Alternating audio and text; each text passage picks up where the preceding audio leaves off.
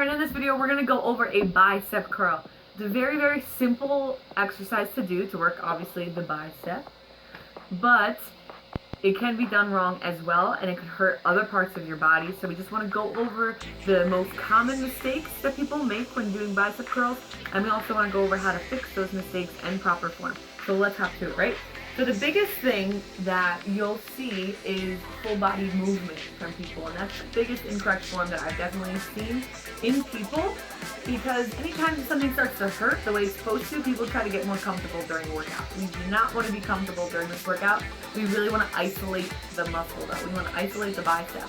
So you want to make sure that your elbows are not leaning into your sides. You don't want to have to depend on your body to be a leverage. You don't always want to have to do that. So if you start with a lighter set of weights, you'll be able to build up strength.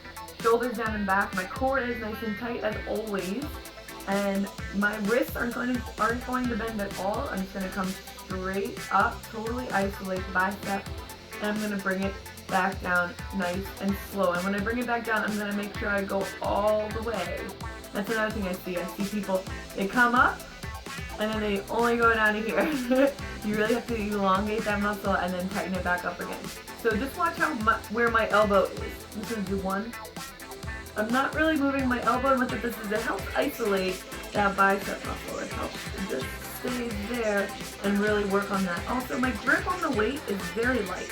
I don't have a super heavy grip on the weight, because if you're grasping the weight, and this is with any exercise, if you're grasping the weight really tight, you're going to work this muscle here, and it's going to actually help assist the bicep. You don't want any kind of assistance on that bicep. So now here's a few things that you can also do. So with that one, I just came straight up. Straight up, all the way to my shoulders. Shoulders are down and back. Core is nice and tight. I come all the way back down. Now, you can also turn it out or turn it in. You're going to work different heads of the bicep. That's why some people you'll see do bicep curls with a bar, just because it'll change the posture. So you can open up and work a different head. You'll work more of the outside of the bicep. You'll see that. And then if you want to rotate it in, you just want to keep that elbow stagnant wherever it is. You can actually come forward. That would make it a little bit tougher.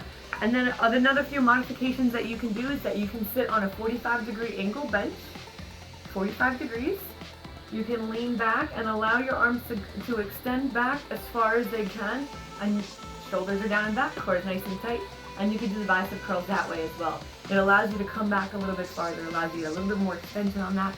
You could also even lean over a 60-degree bench, and you can do bicep curls that way as well. There's a lot of different modifications. The biggest things that you really need to make sure that you're doing is you're not swinging your body.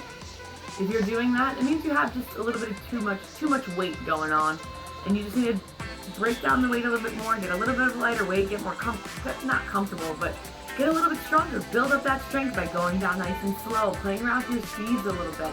So maybe you want to come up really fast and go down really slow, and then opposite. So you come up really slow and then you allow to go down really fast. And never allow your arm to just drop down. That's just dangerous for your joints. Always be in control. Allow your muscles to be in control. Have fun with it. If you have any more questions, please comment below, and I'll see you later. Hey, if you just grew your confidence by gaining more confidence, be sure to share the love by sharing this video. Also subscribe so you don't miss another thing. And of course, leave a comment below so that we can chit chat.